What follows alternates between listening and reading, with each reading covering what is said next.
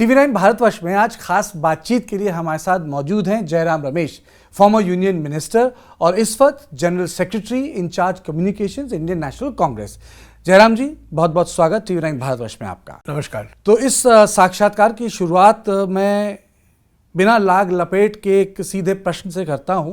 Congress party संविधान पे क्यों चुनाव लड़ रही है? ये कौन सा मुद्दा है? क्योंकि ये सबसे बड़ा खतरा तो संविधान पर ही है, लोकतंत्र पर है।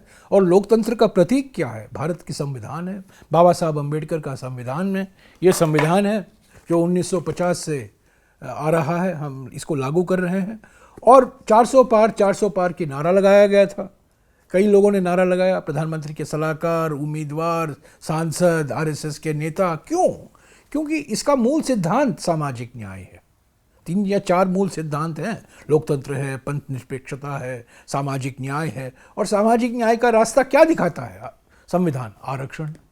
तो आरक्षण बंद करने के लिए कई प्रयासें हो रही हैं।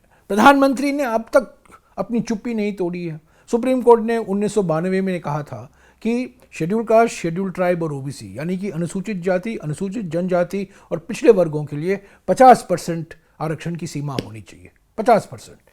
अगर आप हमारे संविधान को देखें, 9वीं सूची में तमिलनाडु का एकमात्र मिसाल है जिसका 69% आरक्षण संवैधानिक दर्जा दिया गया है। संविधान उसको सुरक्षित रखता है क्योंकि 9वीं सूची में आई है। कर्नाटक, महाराष्ट्र, गुजरात, उत्तर प्रदेश, बिहार, तेलंगाना, आंध्र प्रदेश, सभी राज्यों के आरक्षण के कानून हमारे संविधान की 9वीं सूची में नहीं है। मेरा प्रधानमंत्री से एक ही सवाल है, क्या आप 50% की सीमा बढ़ाएंगे कि नहीं? क्या आप सामाजिक और आर्थिक जाति जनगणना कराएंगे या नहीं? भारतीय जनता पार्टी कहती है कि सबसे ज्यादा संविधान में संशोधन कांग्रेस पार्टी में नहीं, संशोधन तो आता पहले से 1950 से संशोधन हुआ है। जब वक्त की मांग होती है, जब चुनौतियां आती हैं, तो हमारी संविधान की विशेषता ये है, हमारे संविधान की खूबी यही है। और बाबा साहब अम्बेडकर ने भी कहा था, जवाहरलाल नेहरू ने कहा था, सरदार पटेल ने कहा, सभी लोग कहे थे कि बार बार संविधान की ज़रूरत पड़ेगी। पर ये मूल ढांचा जो है, इसका बेसिक स्ट्रक्चर जो सुप्रीम कोर्ट ने 1973 में कहा था केशवानंद भारती के केस में, इसका मूल ढांचा नहीं बदला जा सकता। तो आज वो मूल ढांचे पर आक्रमण है। मूल ढांचा सामाजिक आपको क्या लगता है क्या बदलेंगे वो? पंथ निरपेक्षता के खिलाफ आरक्षण है, सामाजिक न्याय और आरक्षण के खिलाफ आरक्षण है, हमला है। तो ये जो आक्रमण हो रहा है ना, बीजेपी और आरएसएस पहले से 1949 से ये मसौदा जो था, संविधान का मसौदा, संविधान सभा में 26 नवंबर 1949 को अपनाया गया। 4 दिन बाद ऑर्गेनाइजर जो आरएसएस का एक प्रकाशन है, आरएसएस में एक लेख आया, औपचारिक लेख था, और उसने कहा कि ये संविधान में भारतीयता की कोई प्रतीक नहीं है, ये भारत की संविधान नहीं है, क्योंकि ये मनुवादी आदर्शों से प्रेरित नहीं है, ये मनुवादी नहीं है, मनुवादी मूल्यों इसमें नहीं दिखाई देते हैं। ये आरएसएस ने कहा। पर जयराम जी, इमरजेंसी के दौरान तो इंदिरा जी ने भी संशोधन कर दिए थे। बिल्कुल, संशोधन बार बार हुए हैं, ऐसा नहीं है। पंडित जी के ज़माने में हुए थे, शास्त्री जी के ज़माने में हुए थे, इंदिरा जी, अटल बिहारी वाजपेयी, नरेंद्र मोदी। संविधान को में संशोधन लाना, प्रावधानों में संशोधन लाना और संविधान को हटाना, इस संविधान को हटाकर नए संविधान लाना, जमीन आसमान का फर्क है। चलिए आरक्षण की बात करते हैं। भारतीय जनता पार्टी कह रही है कि जो आरक्षण है आप ओबीसी से लेके आप मुसलमानों को कहां दे रहे हैं? कहां दे रहे हैं? बार बार प्रधानमंत्री ये कहते हैं कि कर्नाटक में हमने मुसलमानों को आरक्षण दिया। हमने किसको दिया? हमने सामाजिक और आर्थिक पिछड़ापन के आंकड़े के आधार पर मुसलमान, क्रिश्चियन, बुद्धिस्ट, जैन सभी अल्पसंख्यकों को आरक्षण दिया, सभी माइनॉरिटीज़ को दिया है। और देखिए, देवेगौड़ा जो आज प्रधानमंत्री के सहयोगी दल हैं कर्नाटक में, वो श्रेय ले रहे हैं कि उन्होंने किया था। हालांकि वास्तविकता ये है कि जब वीरप्पा मोइली मुख्यमंत्री थे, ये लागू हुआ था पहली बार। चंद्रबाबू नायडू जो अभी इनके सहयोगी दल हैं आंध्र प्रदेश में, वो कह रहे हैं कि हमें कर्नाटक जैसे आरक्षण मैं आंध्र प्रदेश में लागू करूंगा। तो प्रधानमंत्री क्यों इस पर चुप है? लेकिन आंध्र एक्सपेरिमेंट भी तो फेल हुआ। प्रधानमंत्री की बात करूं, प्रधानमंत्री खुद कहते हैं, ANI में इंटरव्यू उन्होंने दिया, उन्होंने कहा कि केंद्रीय सूची जो है ओबीसी का, उसमें मैंने मुसलमानों को भी आरक्षण दिया। क्या है हकीकत, क्या है? 1999 में और सन 2000 में कुछ ऐसे जातियां थी मुसलमान समुदाय के जो सेंट्रल लिस्ट में आए जब अटल बिहारी वाजपेयी प्रधानमंत्री थे। मिसाल के तौर से 1999 में नरेंद्र मोदी की जाति जो है तेली, वो भी शामिल हुए सेंट्रल लिस्ट में, और घांची लिखा गया है, घांची, और ब्रैकेट में मुस्लिम लिखा गया है, और उसका श्रेय तो लेते हैं। मैं साफ कह दूं, हम धर्म के खिलाफ, हम धर्म के आधार पर आरक्षण देने के खिलाफ हैं।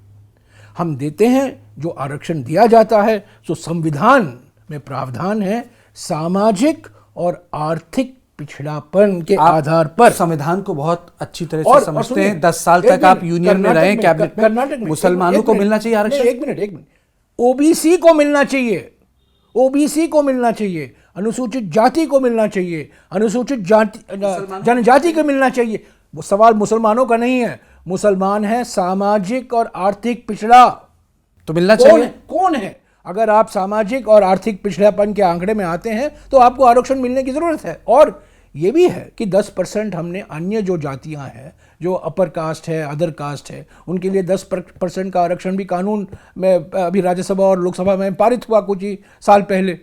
तो ये मुसलमान को आरक्षण देना ये सवाल नहीं है।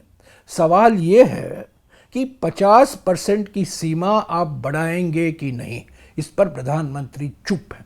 ये 50% की सीमा, एक बार मैं फिर कह दूं, बार बार कह दूं, क्योंकि प्रधानमंत्री झूठ की महामारी फैलाने में लगे हुए हैं। दलित, आदिवासी और पिछड़े वर्ग के लिए 50% की सीमा है, और कांग्रेस पार्टी ने कहा है कि न्याय पत्र में सामाजिक, आर्थिक और जाति जनगणना कराएंगे और उसके आधार पर पूरा हक देने के लिए 50% की सीमा को बढ़ाएंगे। जयराम जी, ऐसा लगता है कि कांग्रेस की कल्पना में अगड़े पिछड़ गए हैं। अगड़ों के बारे में आपने बोला ही नहीं, वो भी तो गरीब होते। 10% आरक्षण है वो 10। देखिए, जाति हमारी समाज की एक हकीकत है, सदियों से यह हकीकत है। और संविधान में आरक्षण, संविधान छुआछूत को अबॉलिश करता है, अनटचेबिलिटी अबॉलिश होता है, पर संविधान में जो आरक्षण की बात होती है वो जातियों के आधार पर। जाति हकीकत है, जाति से हम भाग नहीं सकते। जाति भेदभाव हकीकत है, हम मिटाना चाहते हैं, उसका मुकाबला करना चाहते हैं, सबको समान अवसर देना चाहते हैं, और वो सभी समान अवसर दिया जा सकता है तब आरक्षण सभी को मिले। आपको नहीं लगता कि कास्ट सेंसस कराने से जो जात पात को लेके जो रिजिडिटी है वो और हो जाएगी? मैं ग्रामीण विकास मंत्री था, मैं पूरे जिम्मेदारी के साथ कह सकता हूं, 2011 में पार्लियामेंट में बहस हुई, सारी पार्टियों, बीजेपी भी, सारी पार्टियों ने मांग की कि सामाजिक, आर्थिक, जाति जनगणना कराना जरूरी है, और 2011 में हमने सामाजिक, आर्थिक, जाति जनगणना कराया। 25 करोड़ परिवारों की हमने सर्वेक्षण की, उनकी सामाजिक स्थिति क्या है, आर्थिक स्थिति क्या है, उनकी जाति क्या है, उसकी सब जानकारी हमने हासिल की। और उसी जानकारी के आधार पर नरेंद्र मोदी की सरकार, जो ग्रामीण विकास के कार्यक्रम हैं, सामाजिक न्याय के कार्यक्रम हैं, जो लोक कल्याण कार्यक्रम हैं, जो गरीबी रेखा के नीचे लोगों के लिए है, जो लाभार्थी हैं, वो उसी सूची के आधार पर कर रहे हैं। पर जाति की जानकारी उन्होंने अभी तक प्रकाशित नहीं की है। सारी पार्टियों की मांग है। आज नीतीश कुमार जी नरेंद्र मोदी जी के साथ हैं, क्या नरेंद्र मोदी इसके खिलाफ हैं? जो नीतीश कुमार ने करवाया था बिहार में, जाति जनगणना कराया था, क्या प्रधानमंत्री ने उस पर कोई आपत्ति जताई? बताइए ना। नहीं, पर लोगों में एक डर है जब आपके नेता बोलते हैं जितनी संख्या उतना हक। क्या जब मेरा प्रश्न पूरा होने दीजिए। ये तो 1960 में बहुत लोग बोलते, लोहियाइट्स बोलते थे, कांग्रेस सत्ता में थी वो नीचे बोलते थे, ससोपा ने बांदी घाट, 60 में काशीराम भी बोलते थे, ये सब लोग बोलते थे। लेकिन अगर संख्या के हिसाब से चीजें बटेंगी तो फिर क्या होगा? देखिए, हमने क्या कहा है, हमने कहा है सामाजिक, आर्थिक, जाति जनगणना कराएंगे, पूरा हक जो दलित, आदिवासी और ओबीसी, हमने कोई धर्म का जिक्र नहीं किया है। प्रधानमंत्री बार बार धर्म की बात करते हैं, और मैं कहूँगा, मैं आपको बताऊंगा क्यों ये कर रहे हैं। पर ये जो हम कह रहे हैं, हमारे न्याय पत्र में हमने कहा है जाति जनगणना हम कराएंगे, और जिनके लिए आरक्षण की ज़रूरत है, यानी कि अनुसूचित जाति, अनुसूचित जनजाति और पिछड़े वर्गों के लिए पूरा हक दिलाएंगे। पूरा हक तभी दिला सकते हैं जब ये 50% की सीमा हटेगी। सिर्फ तमिलनाडु, मैं बार बार ये नहीं, मैं याद दिलाऊंगा आप लोगों को, क्योंकि मीडिया में इसकी बहस नहीं होती है। आप प्रधानमंत्री से सवाल बैठते हैं गोदी में बैठकर, पर सवाल आप काउंटर सवाल नहीं, सप्लीमेंट्री पूछते नहीं है प्रधानमंत्री से। तमिलनाडु नवी सूची में है, क्यों और किसी और राज्य का आरक्षण का कानून नवी सूची में नहीं है? उन्होंने क्या पिछले 10 साल में प्रयास किया है कि नहीं? हमने वादा किया है कि 50% की सीमा हम बढ़ाएंगे। इससे पहले मैं कि अलग मुद्दों पे जाऊं, आपको नहीं लगता जब आलोचक कहते हैं ये बैकडोर एंट्री है मुसलमानों के लिए रिजर्वेशन में? हम फ्रंट डोर एंट्री कर रहे हैं। बैकडोर एंट्री करने वाले तो प्रधानमंत्री हैं, और प्रधानमंत्री खास तौर से 19 तारीख के बाद उनकी भाषा में बदलाव आ गई है, बौखलाए हुए हैं, परेशानी में है। 19 तारीख के बाद, अप्रैल 19 के बाद ये बिल्कुल स्पष्ट हो गया था कि दक्षिण भारत में साफ और उत्तर भारत और मध्य भारत में हाफ। दूसरे चरण के बाद भी यही हुआ था, तीसरे चरण में ये भी हो रहा है। आज 93 सीटें आज तीसरे चरण में चुनाव में जा रहे हैं, वहाँ भी यही हकीकत है। देखिए, मैं आपको एक मिसाल देता हूँ क्यों वो परेशान है। सूरत, आज जो चुनाव होने वाला था सूरत में, 1984 के बाद कांग्रेस कभी जीती ही नहीं सूरत में। 40 साल हो गए हम जीतकर। प्रधानमंत्री इतने भौंकलाए क्यों हैं? हमारे उम्मीदवार को धमकी देकर, डराकर, उनको नॉमिनेशन उनका कैंसिल करा दिया, विड्रॉ करा दिया, निर्दलीय कैंडिडेट को विड्रॉ करना पड़ा। क्या प्रधानमंत्री ने क्या महसूस किया सूरत में? जनता की नाराजगी, व्यापारियों की नाराजगी, श्रमिकों की नाराजगी।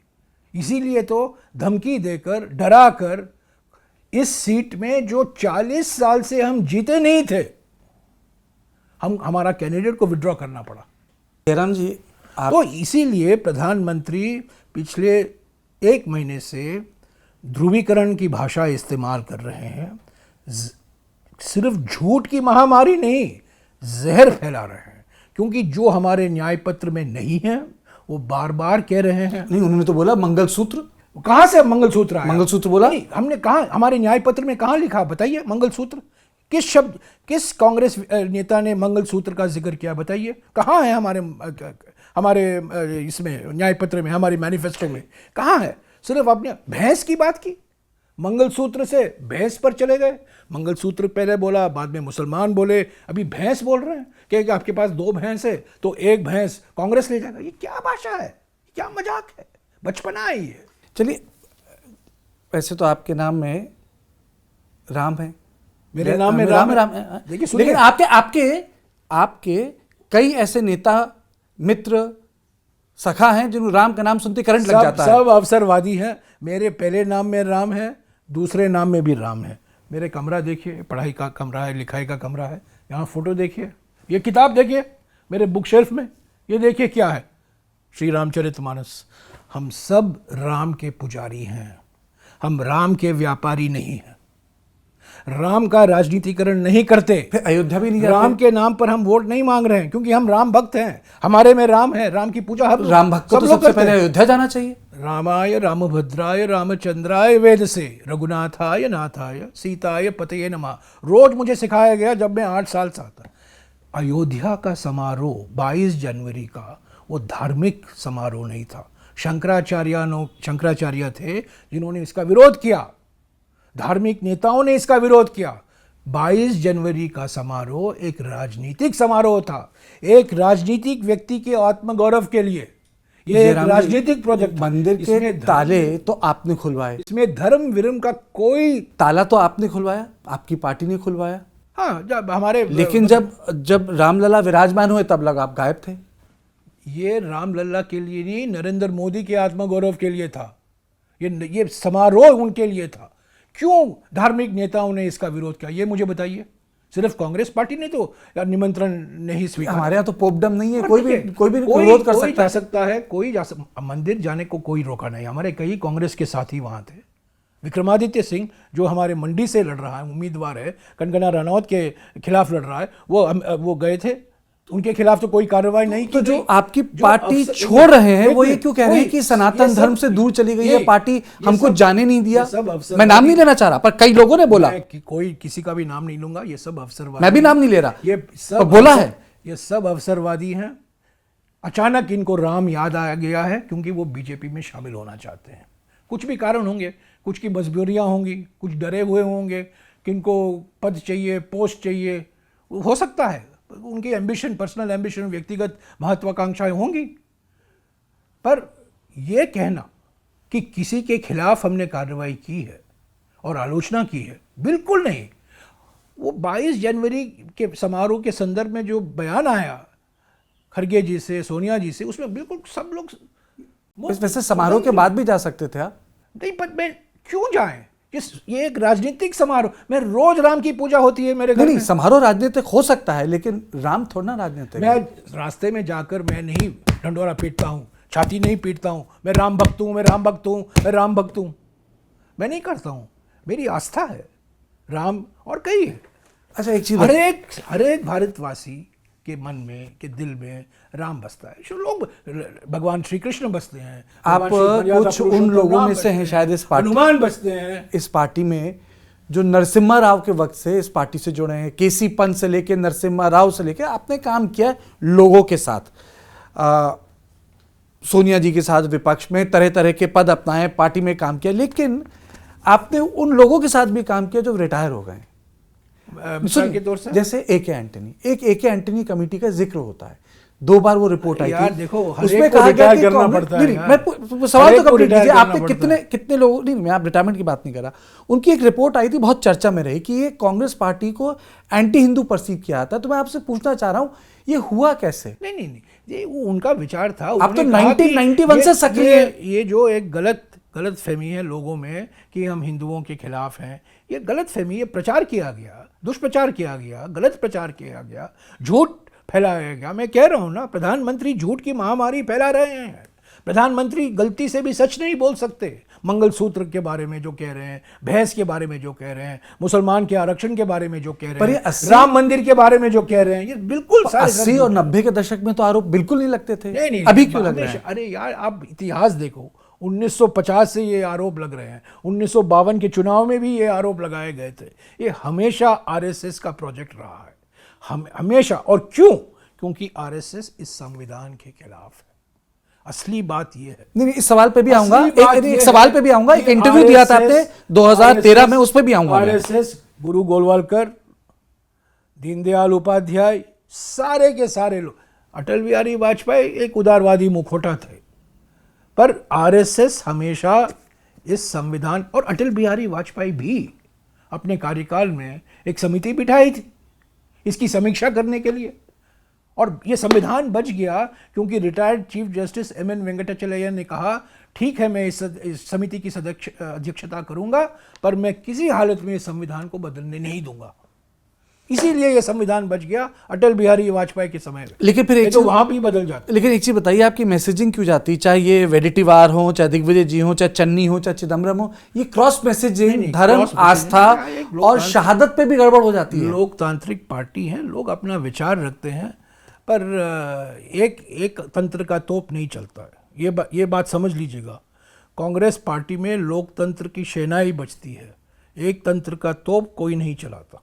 ये फर्क है बीजेपी और कांग्रेस में। बीजेपी एक तंत्र का तोप चला रही है, नरेंद्र मोदी एक तंत्र का तोप चला रहे हैं, राहुल गांधी जी लोकतंत्र की सेनाई बजा रहे हैं। इस विषय का आखिरी सवाल, महात्मा गांधी भी राम राज्य की कल्पना करते थे। महात्मा गांधी के राम राज्य और नरेंद्र मोदी के राम राज्य में जमीन आसमान का फर्क है। लेकिन आज ये मैं जयराम रमेश से पूछना चाहता हूं कि कांग्रेस का हिंदू अस्मिता के साथ क्या रिश्ता है? संविधान, हम संविधान में विश्वास रखते हैं। हम एक बहुधार्मिक देश हैं। कोई मुसलमान है, कोई हिंदू है, कोई बौद्ध है। ये देखिए गौतम बुद्ध हैं, मैंने गौतम बुद्ध के बारे में किताब भी लिखा है। ऐसा नहीं है कि हम लोग बहुधार्मिक देश हैं, बहुभाषीय देश हैं, बहुजाति देश हैं, बहुप्रांतीय देश हैं। अनेकता में एकता, यही तो भारत की विशेषता है। हिंदुस्तान सारे देश में अनेकता से एकता और अनेकता में एकता, दोनों मिसाल है हमारा देश। जयराम जी, आज और ये विशेष है, दुनिया भर में ऐसा कोई देश नहीं मिलेगा जितना अनेकता हमारी देश में है। पर फिर भी क्या रिश्ता है? आपने मेरे सवाल का जवाब फिर भी एक एकता है। रिश्ता क्या है? जिससे रिश्ता क्या है हिंदू अस्मिता के साथ? अरे ये सवाल क्या पूछ रहे हैं? हमारा रिश्ता है संविधान के साथ। ये धर्म के बारे में आप पूछो, ये मेरा व्यक्तिगत राय जो मैं अपने आप रखता हूँ। मुझे कोई बोलने की ज़रूरत नहीं है आपका धर्म क्या है, आप कितने बार पूजा करते हो, कौन सा किताब पढ़ते हो, ये सब आपको जवाब देने की मेरी कोई ज़रूरत नहीं है। मैं जो करता हूँ धर्म के आधार पर, मैं भगवत गीता 18 अध्याय जानता हूँ। क्या नरेंद्र मोदी बोल सकेंगे?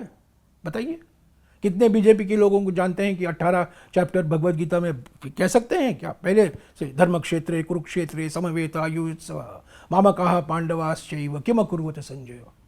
और भगवत गीता का अंत होता है सर्वधर्मान परित्यज्य मामेकम शरणम व्रज अहम त्वाम सर्व पापेभ्यो मोक्षयिष्यामि मा शुचः। ये मेरी व्यक्तिगत चीज़ है, मैं रोज करता हूँ, मुझे बाहर जाके कहने की कोई ज़रूरत नहीं है। विष्णु सहस्त्रनाम कितने लोग पढ़ते हैं बताइए? रोज सुबह सुप्रभातम कितने लोग बचते हैं बताइए बीजेपी में? तो हम व्यापारी नहीं हैं, धर्म के व्यापारी नहीं हैं, हम पुजारी हैं। जयराम जी, आजकल आप विचारक के रूप से आते हैं, इडियोलॉग, लेकिन शुरू में जब आए थे तब आप आर्थिक मसलों, सोशल पॉलिसी, उस पर आपने काम किया। अभी भी काम कर रहा हूँ। चल, उस पर काम कर रहे हैं। ये जो कांग्रेस पार्टी का जो टर्न हुआ है जहां 1991 के बाद, जिसे लोग कहते हैं वामपंथी, नहीं, वो वक्त ये क्या हुआ है? उदारीकरण वामपंथ वो वक्त की मांग थी, पर उदारीकरण होता गया, विश्वकरण होता गया, निजीकरण होता गया, तो एक आर्थिक विषमताएं बढ़ती गई, सामाजिक न्याय की मांग उठी, एक सोशल सिक्योरिटी की, सामाजिक सुरक्षा की मांग उठी। तो 2004 में नए कानून लाए गए, रोजगार गारंटी कानून, वन अधिकार कानून, भूमि अधिग्रहण कानून, राष्ट्रीय सुरक्षा, खाद्य सुरक्षा कानून। जब वक्त की मांग आती है तो नई चुनौतियां आती हैं, तो कांग्रेस पार्टी हमेशा वक्त की मांग को ध्यान रखते हुए, नई चुनौतियों को मद्देनज़र रखते हुए अपनी नीतियां बनाती हैं। हम कोई एक ऐसा नीति हम कहेंगे कि यही नीति हम अपनाएंगे, जो नीति हम अपनाते हैं हमारे संविधान। कॉर्पोरेट्स को क्या आपसे डरना चाहिए? जो हमारा दृष्टिकोण है, ना लेफ्ट है ना राइट है। लोग कहते हैं हमारा दृष्टिकोण जो है सीधा हमारे संविधान के जो असूलों हैं, संविधान के जो प्रावधान हैं, संविधान के जो सिद्धांत हैं, उसको पूरा करने के लिए हम नीति अपनाते हैं। आर्थिक जानकार कहते हैं कि नरसिम्हा राव और मनमोहन सिंह के उदारीकरण के बाद इस देश के जो इकोनॉमिक पावर हाउसेस हैं उसका डेमोक्रेटाइजेशन हुआ। 96 के बाद 20, 25, 30 नए घराने आ गए जिन लोगों ने पैसा बनाया। पहले वो लिमिटेड थे, 10-15 घराने थे। आज क्या कैपिटल हाउसेस को कांग्रेस से डरना चाहिए? पिछले 10 साल में क्या हुआ है? प्रधानमंत्री की नीयत और प्रधानमंत्री की नीतियों के कारण, मनमोहन सिंह जी की नीतियों की वजह से नहीं, नरेंद्र मोदी जी की नीतियों और नीयत के कारण पिछले 10 साल में 21 ऐसे पूंजीपति हैं जिनके पास इतना धन इकट्ठा हो गया है जो 70 करोड़ भारतवासियों के पास है। 21 पूंजीपति और यहाँ 70 करोड़ भारतवासी, ये गंभीर विषय है। इस पर सोच होनी चाहिए, इस पर विचार होनी चाहिए, कैसी आर्थिक नीति हम अपनाएं। सारे एयरपोर्ट एक ही दोस्त को बेचे। जयराम जी, मैंडेट भी है उनके पास, लोगों ने वोट दिया है। हमने कभी नहीं कहा, मनमोहन सिंह जी ने कभी नहीं कहा था कि सारे एयरपोर्ट एक ही दोस्त को बेचो। मनमोहन सिंह जी ने कभी नहीं कहा था कि सारे जो इस्पात के कारखाने हैं एक ही या 2 कंपनियों को बेचो। आप निजीकरण देखें ना, पिछले 10 साल में जो निजीकरण हुआ है, और निजीकरण का एक नतीजा क्या है? जो अनुसूचित जाति है, अनुसूचित जनजाति है, उनके लिए जो आरक्षण है, रोजगार के अवसर हैं, वो बंद हो जाते हैं। तो ये बैकडोर, जो आपने बैकडोर की बात की ना, ये प्राइवेटाइजेशन एक बैकडोर तरीका है ताकि ये आरक्षण को खत्म करें। चलिए एक सवाल पूछता हूँ, मोहब्बत की दुकान पे आता हूँ। मोहब्बत की दुकान की बात राहुल अभी तो नफरत की बाजार है। नहीं, मोहब्बत की दुकान की बात आप कर रहे हैं। पंडित जी ने 1992 में पहला चुनाव धर्मनिरपेक्षता को लेकर लड़ा था। आपको लगता है ये दुकान चल पाएगी? बिल्कुल 2024 में? बिल्कुल, आप देखिएगा। आप मुझे पता नहीं कि आप काफ़ी बुजुर्ग नहीं हैं, पर 1962 में एक बॉलीवुड फिल्म आया था, उसके गाने आज भी लोकप्रिय हैं, लोग आज भी गुनगुनाते हैं, लता मंगेशकर और हेमंत कुमार के गाने। आपको याद है वो फिल्म? विश्वजीत और वहीदा रहमान, बड़ा बता मशहूर फिल्म था। 20 साल बाद 2004 में क्या हुआ, 20 साल बाद 2024 में होगा। 2003 में हम छत्तीसगढ़ हारे, मध्य प्रदेश हारे, राजस्थान हारे। प्रमोद महाजन थे, बड़े दिग्गज प्रभावशाली पोल मैनेजर, इंडिया शाइनिंग था। प्रधानमंत्री हमारे देश के लोग कहा करते थे भीष्म पितामह हैं, उनका वापस लौटाना बहुत लिखा हुआ है दीवार पर। किसकी सरकार बनी 2004 में? किसको जनादेश मिला, किसको मैंडेट मिला? कांग्रेस को ना, और यूपीए को। तो 20 साल बाद वही इतिहास दोहराएगा, इसमें कोई संदेह नहीं होनी चाहिए। देखिए, आलोचना तो बहुत हो जाती है, लेकिन ये मानना पड़ेगा ना कि राजीव जी के बाद पूरा मैंडेट अगर किसी व्यक्ति को मिला है तो नरेंद्र मोदी बिल्कुल मिला है। 2014 में मिला है, 2019 में मिला है। पर मैं आपको कहूंगा वही राज्य जहां हमारा सफाया हुआ था 2019 में, मिसाल के तौर से राजस्थान, महाराष्ट्र, कर्नाटक, तेलंगाना, यहाँ आप देखिएगा क्या नतीजा निकलेगा। आप राजस्थान का मैं आपको एक उदाहरण देता हूँ। जो अभी अभी विधानसभा के चुनाव हुए हैं, हमारी सरकार तो नहीं बनी, पर बीजेपी को 1,67,00,000 वोट मिले। 1,67,00,000। कांग्रेस को 1,57,00,000। यानी कि बीजेपी और कांग्रेस के बीच में मात्र 9 लाख वोटों का अंतर था। हमारी सरकार नहीं बनी, पर जनता में पिछले 3 महीने में जो नाराजगी दिखाई दे रही है, अनुसूचित जातियों में, अनुसूचित जनजातियों में, पिछड़े वर्गों में, समाज के हर वर्ग में, श्रमिक तंग है, युवा तंग है, महिलाएं पीड़ित हैं, पिछड़े वर्ग पीड़ित हैं, और सबसे बड़ी बात किसान नाराज हैं। तो ये बिल्कुल 2014 और 2019 के जो नतीजे थे, इस बार कोई गुंजाइश नहीं है, किसी भी हालत पर वो रिजल्ट इस बार नहीं आएगा। जयराम जी, आपने 2013 में एक अखबार को इंटरव्यू दिया था, शायद सितंबर में दिया था आपने।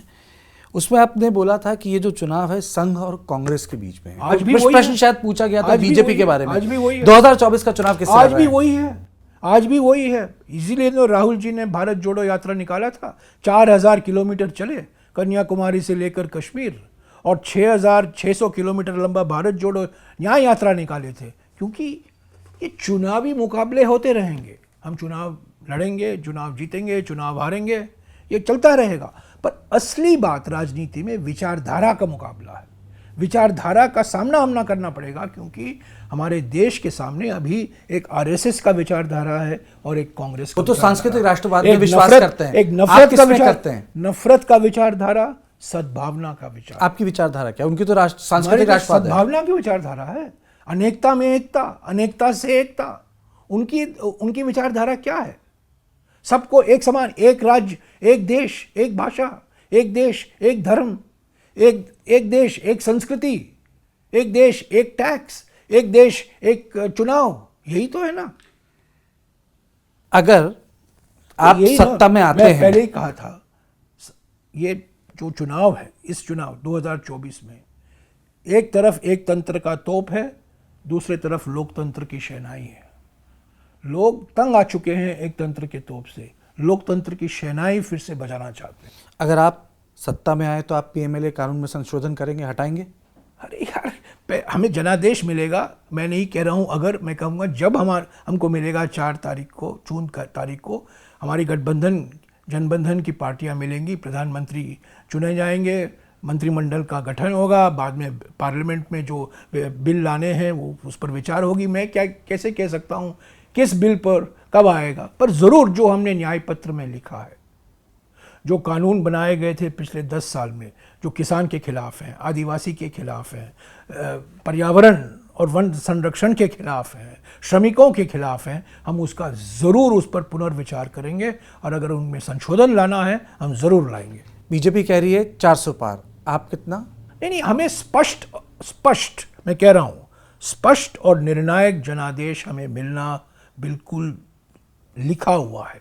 पहले और दूसरे चरण के बाद साफ हो गया है। स्पष्ट, मैं इसलिए पूछ रहा हूं, स्पष्ट, आप ही के कुलीग स्पष्ट और निर्णायक जनादेश, स्पष्ट और निर्णायक जनादेश। मैं इसलिए पूछा था कि आपके पुराने वरिष्ठ सहयोगी ने बोला था कि कांग्रेस पार्टी ने ये सोच लिया था कि 2009 209 271 होता है। ये सब यार मजे बातें, किसका मैं किसकी जिक्र कर प्रणब रहा बाबू, हूँ? हाँ, प्रणब मुखर्जी, उन्होंने अपनी किताब में लिखा है कि हमसे ये गलती बेचारे हुई। प्रणब मुखर्जी हमारे साथ नहीं रहे, उनके बारे में बोलना उचित नहीं समझता हूँ। मैं उनका बहुत सम्मान करता हूँ, उनके साथ मैं 30 साल मैंने उनके साथ काम किया है। मैं उसके बारे में मैं कुछ नहीं कहूँगा, पर यही कहूँगा, आपने मुझसे सवाल पूछा जी, मैंने कहा आपको स्पष्ट और निर्णायक जनादेश 2004, 20 साल बाद 2024। जयराम जी, हमसे बात करने के लिए बहुत बहुत शुक्रिया।